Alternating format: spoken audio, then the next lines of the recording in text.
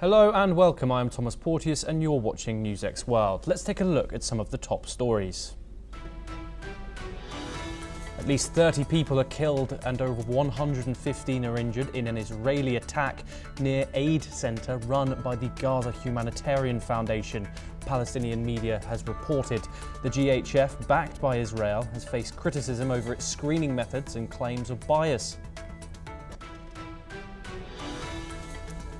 Israel and Hamas agree to release 28 hostages, 10 alive and 18 dead in exchange for prisoner releases, but insists on an end to the war and Israeli withdrawal. Trump's envoy calls the group's response totally unacceptable as Gaza's humanitarian crisis deepens. At least 7 are killed and 69 are injured after a bridge collapsed onto railway tracks in Russia's Bryansk region, derailing a train. And was later, another bridge collapsed under a freight train in neighbouring Kursk, injuring a locomotive driver. Polls in Poland open for a tight presidential runoff between nationalist Karol Nawrocki and pro-EU Warsaw Mayor Rafał Trzaskowski. The outcome could shape Poland's future in Europe and impact abortion and LGBTQ+ rights. At the Shangri-La Dialogue, US Defense Secretary Pete Hegseth urges Europe to prioritize its own security, sparking pushback from European nations seeking balance in Asia. Meanwhile, Indian and Pakistani military delegates attend but completely ignore each other. Bangladesh's top court reinstates the country's largest Islamist party, allowing it to contest elections in over a decade. On the same day, a trial begins in absentia for ex-Prime Minister Sheikh Hasina on crimes against humanity charges. Torrential monsoon rains trigger flash floods and landslides in Assam and Arunachal Pradesh, leaving at least 30 people dead. Officials warn of more rain as water-soaked hillsides continue to collapse into valleys below. Festivities after PSG's Champions League win erupt into riots across Paris, leaving 2 dead and over 550 arrested. Flares, fires and clashes engulf the Champs-Élysées and the Parc des Princes as police deploy tear gas and water cannons to contain the chaos. For our top story, we move to the Middle East, where Gaza rescuers report that Israeli gunfire resulted in deaths of at least 30 Palestinians and injuries to over 100 others as thousands of individuals move towards a US-backed aid distribution site in Rafah. Reports say that the incident occurred near a distribution point operated by the Gaza Humanitarian Foundation, an organisation supported by Israel and the United States. While some Palestinians have expressed concerns regarding the neutrality of the GHF and the implementation of biometric screening measures, Israeli officials have stated that these measures are intended to prevent aid from reaching individuals affiliated with Hamas. In a separate development, Hamas has said that it is seeking its amendments to the terms of a US-backed Gaza ceasefire proposal. The group emphasized its demand for a permanent ceasefire and a full Israeli withdrawal from Gaza. Reportedly, a Hamas official said that the group has not rejected the proposal but considers Israel's response incompatible with what had been agreed. Another Hamas official accused US envoy Steve Witkoff of complete bias towards Israel. Witkoff, who authored the proposal, called Hamas's response totally unacceptable and said it only takes us backwards. He added that the group should accept the current framework as the basis for negotiations. Israeli Prime Minister Benjamin Netanyahu has said that Hamas continues to reject the US plan and has vowed that Israel would continue operations in Gaza to secure the return of the hostages and defeat Hamas. Under the proposed deal, Hamas would release 10 living hostages and the bodies of 18 others in exchange for the release of Palestinian prisoners and detainees held in Israel. We now move over to Europe for our next story, where 2 bridges have collapsed in Russian regions bordering Ukraine. The first collapse that took place in Russia's Bryansk region killed 7 people and left several wounded. A road bridge reportedly collapsed onto a railway line, derailing a passenger train heading towards the Russian capital. The second bridge happened along the Trosna-Kalinovka highway in the Kursk region. As per reports, a freight train had been travelling over the bridge at the time, and a part of the train had fallen onto the road below. Russian investigations are treating the explosion of the 2 bridges as acts of terrorism, as per reports, blaming the explosions on Ukraine. Senior Russian senator said that blowing up of the bridge and derailment of the train in the Bryansk region indicates that Ukraine has turned into a terrorist enclave. We now move to the Middle East once again, where the United States has sent a fresh nuclear proposal plan to Iran. The White House calls it detailed and in Iran's best interest. This comes as Iran boosts uranium enrichment to dangerous levels. The United Nations report reveals that Iran holds over 900 pounds of uranium enriched up to 60%. That's nearing weapons grade, and it's enough for at least 9 bombs if enriched further. Washington's Special Envoy Steve Witkoff delivered the proposal via Omani diplomats. Iran's foreign minister confirms receipts but remains defiant. On the other hand, Israel's Prime Minister's office says the reports confirms Iran's determination to complete its nuclear weapons regime. It warns that Iran violates the Non-Proliferation Treaty and calls on the international community to take urgent action to stop Iran. We now move to a related development. Iran's Foreign Minister Abbas Araghchi says Tehran will not accept pressure over uranium enrichment. Speaking in a recorded statement, he said Iran has the legal right to enrich uranium and will not give up that because of foreign concerns.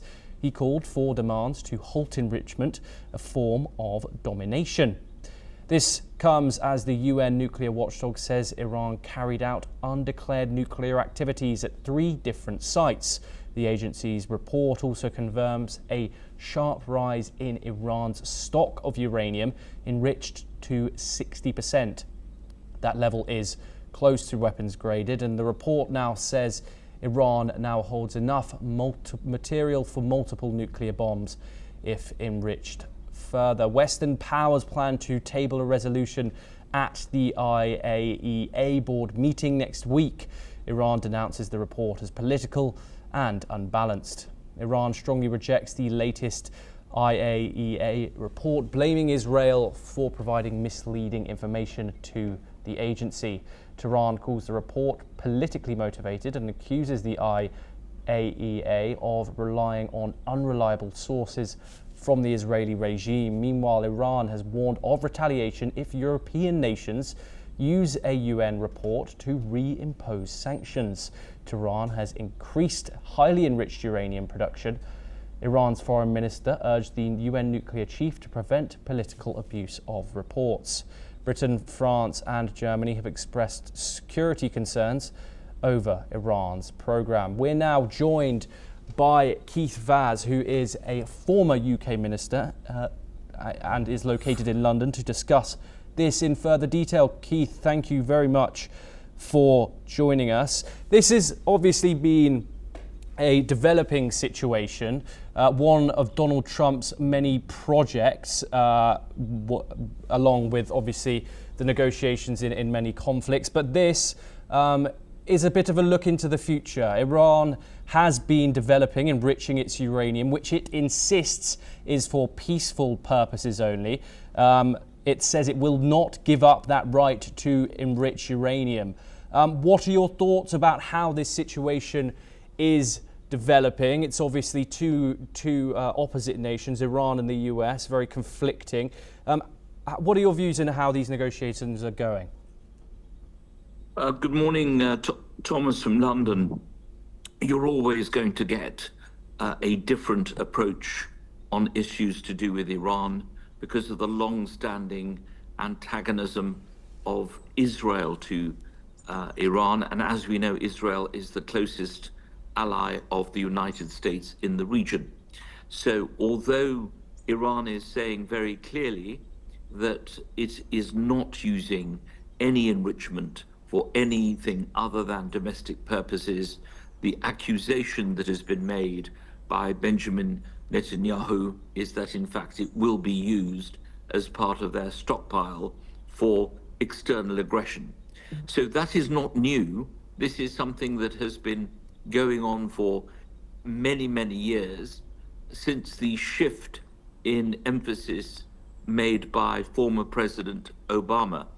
As we all know, that administration, this is pre-Biden, the last administration of President Obama started a dialogue with the Iranians, shifted the policy, and now it appears to have been shifted back by 360 degrees.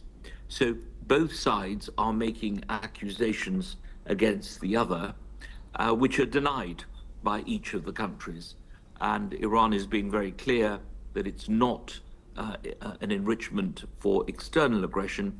It's not of the level that the inspectors have said, but it's a much lower level, and it's to be used domestically rather than externally. So that's where you have the impasse. That is why the role of Oman is so critical to any discussions between the United States and Iran. And Oman has been the mediator, the honest broker, trusted by both sides. And the Omanis have obviously said that they are keen to carry on with that dialogue. President Trump, incidentally, only yesterday said he thought that a deal was close between Iran and the United States. As you know, he does use this language quite often, but allies such as Mr. Netanyahu and others are saying that is not the case. So we will need to know exactly how close this deal is at some stage, and we will have to rely on the mediator, the envoy that has been appointed by President Trump to try and deal with these matters.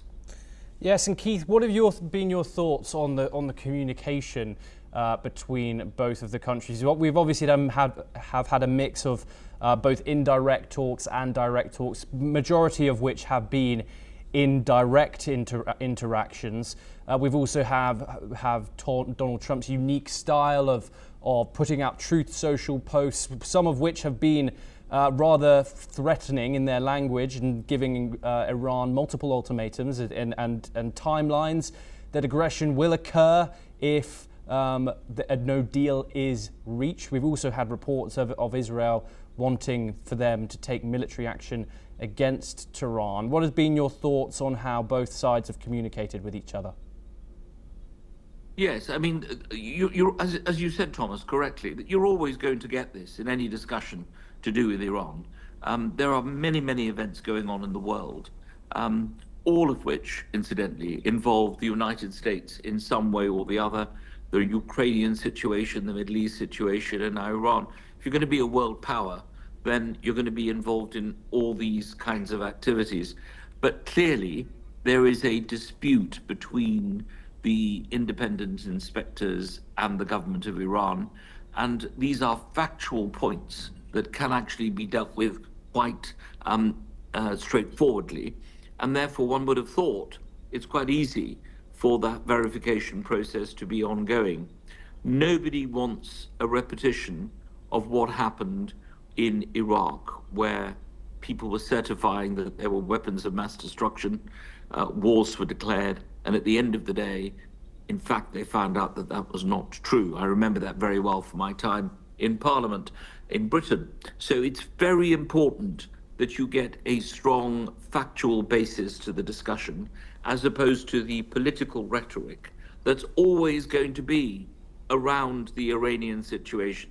After all, this is the only country in the Middle East that is seen to be hostile to the United States. Yemen, of course, is another such country, but it's in a different ballpark to Iran in terms of the kinds of weapons and the kinds of capabilities they have. So it is important to verify, get the facts, include the Omanis in this, and make sure that before you have any more ramping up of the rhetoric, you have clear, precise facts that people can deal with, and then have the negotiations.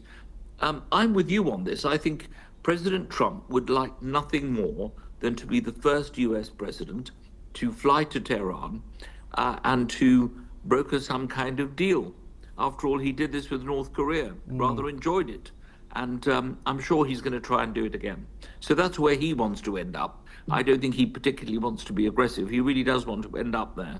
So I think that we need to get the factual basis to allow him to do that. Keith, unfortunately we don't have much time, but I did want to get these last question in.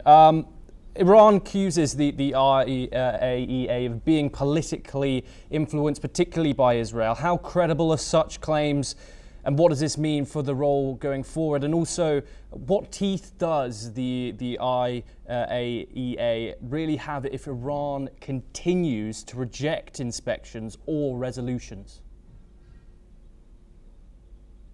Well, that is why mediation is so important. That is why we need the Omanis to be on board, because I think that they will continue to say no.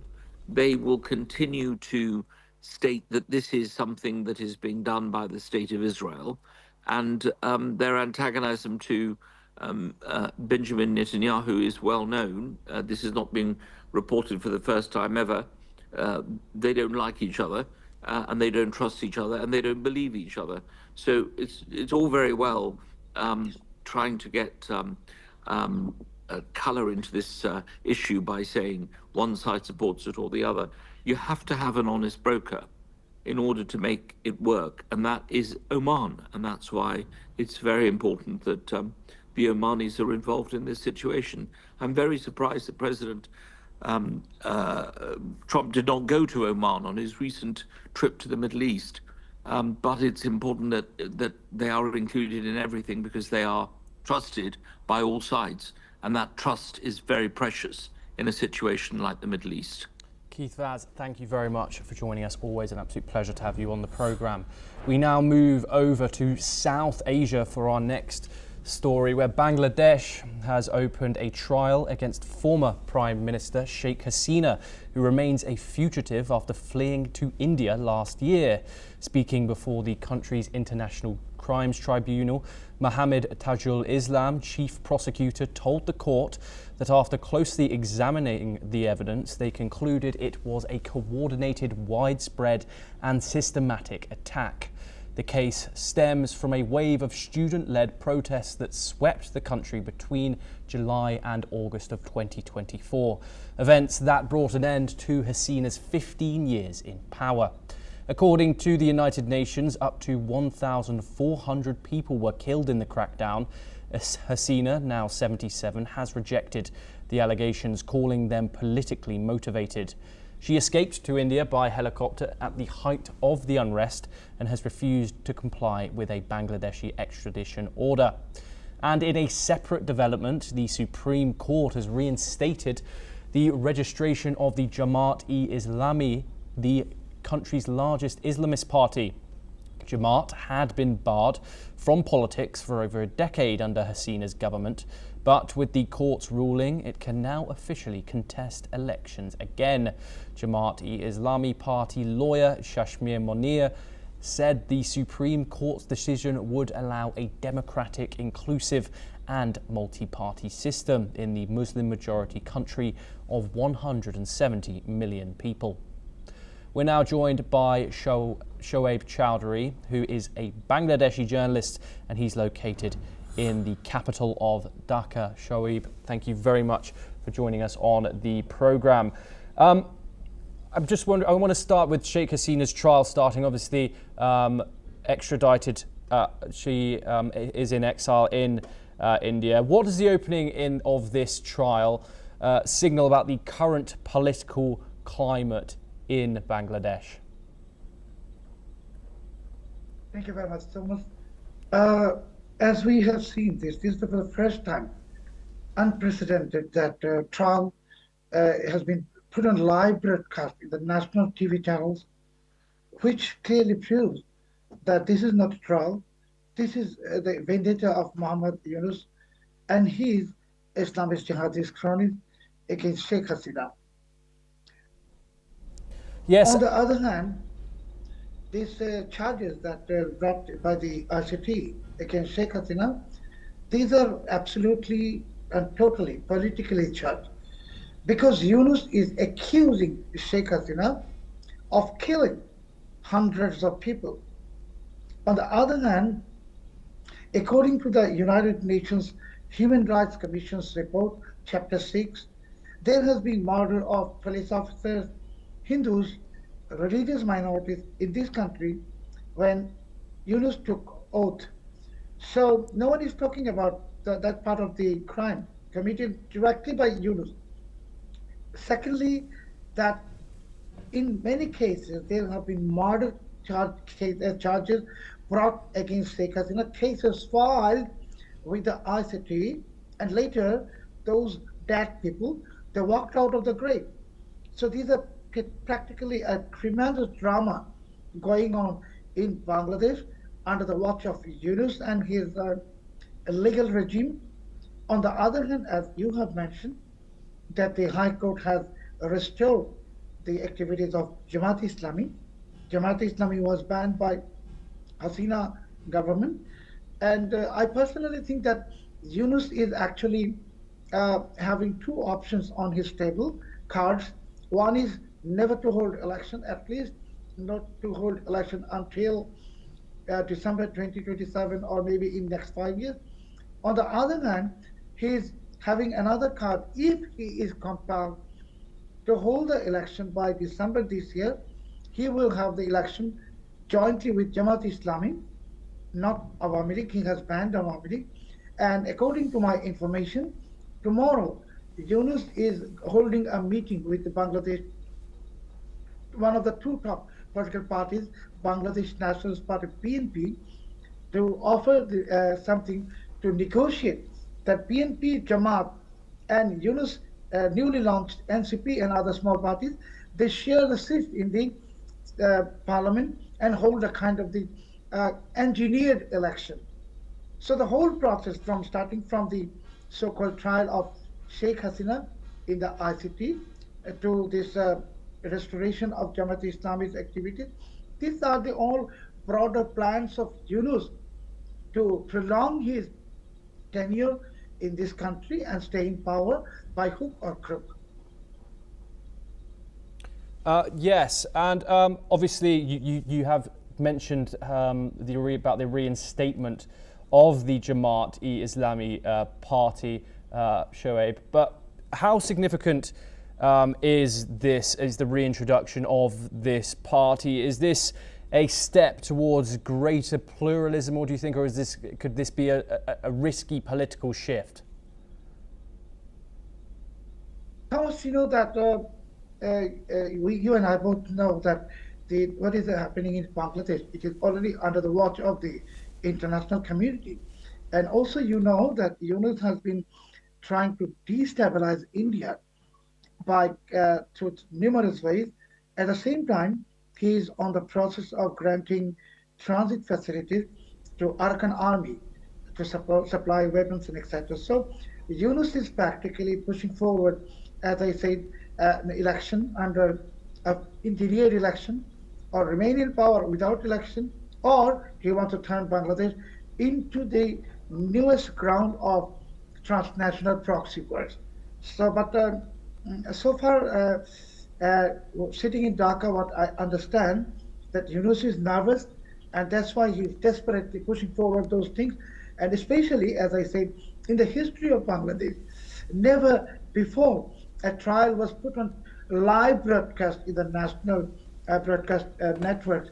So it shows that Yunus is definitely very nervous, very, very nervous.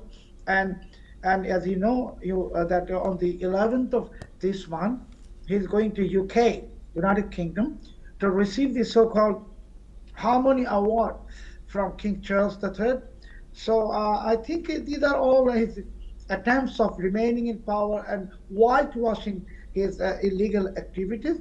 But at the end of the day, I don't think Yunus can sustain. Yes, Shoaib Chowdhury, thank you very much for joining us on the programme. We stay in South Asia now, and tensions flared at the United Nations as India hit back at Pakistan over remarks on the Indus Water Treaty. Speaking at a glacier preservation summit in Tajikistan, Union Minister Kirti Vardhan Singh condemned Pakistani Prime Minister Shehbaz Sharif's comments as unwarranted misuse of the global forum. Sharif had accused India of weaponizing water by suspending the 1960 treaty. India firmly rebutted, saying the real obstacle is Pakistan's continued support for cross-border terrorism. The treaty was suspended in April after a terror attack in Jammu and Kashmir's Pahalgam left 26 civilians dead. Singh emphasised that the treaty based on goodwill can't function while terrorism persists. India insists it is Pakistan that's violating both the spirit and the letter of the agreement.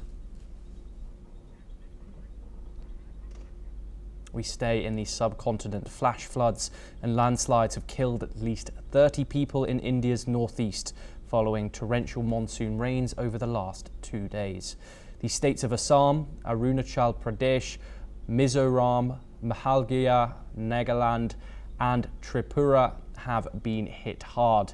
Many of the victims were buried in landslides. Rivers like the Brahmaputra have overflowed, flooding villages and destroying roads. In Manipur, the Indian Army rescued hundreds in a massive operation providing food, water and medical aid. Meghalaya's chief minister has ordered officials to stay on high alert in landslide-prone areas. A red alert has been issued for several districts as heavy rain continues. India's monsoon season runs from June to September, and it's crucial for crops but often deadly. Climate shifts are making these storms more extreme, but experts are still studying the patterns.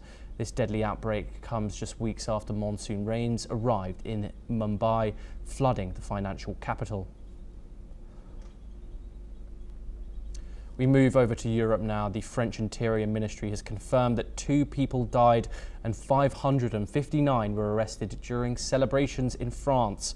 This comes after Paris Saint-Germain won the Champions League final against Inter Milan. A 17-year-old teenager was stabbed to death in the southwestern town of Dax during a gathering to celebrate the victory. In Paris, a man riding a scooter died after being hit by a car in the southwest part of the city. Authorities arrested 559 people across the country, including 491 in the capital.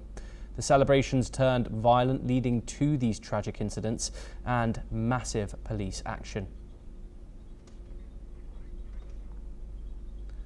We move east to Germany now, where at least 3 people have been killed in a fire that broke out at a hospital in the northern German city of Hamburg. More than 50 people were injured and 1 person is also in a life-threatening condition. The report suggests that the fire started shortly after midnight in one of the buildings of the Marienn Hospital in the city's Hohenfeld neighbourhood. However, it was not immediately clear how the fire started in the Hamburg hospital. A large contingent of emergency service personnel were deployed to control the fire and bring those in the hospital to safety.